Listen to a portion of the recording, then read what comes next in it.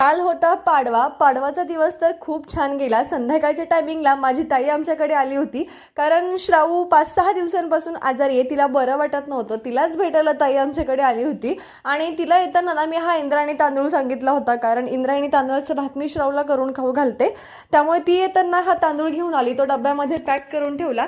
लेक हाताखाली लवकर येते असं ऐकलं होतं, पण एवढ्या लवकर येते हे नव्हतं माहिती, कारण मी इथं भाजी निवडायला घेतली आणि श्रावू माझ्यासोबत मला भाजी निवडू लागत होती. आणि आज दुपारी मी पार्लरमध्ये गेले होते, कारण 1 वर्षापूर्वी मी लेअर कट केला होता आणि केस जास्त वाढल्यामुळे लेअर कटची पूर्ण लेंथ सगळी खालीवरती झाली होती. तीच मला एकदम स्ट्रेट करायची होती.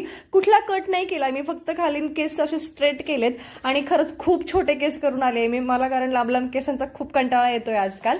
छान असे शॉर्ट हेअर केले होते आणि पार्लरमध्ये जाऊन आल्यानंतर 10 वेळा आरशात चेहरा पाहायचं काम माझं असतं. जेव्हापासून उन्हाळा चालू झाला ना, तेव्हा रोज रात्री काहीतरी थंड खाणं चालूच आहे. भेटू नेक्स्ट व्हिडिओमध्ये. बाय.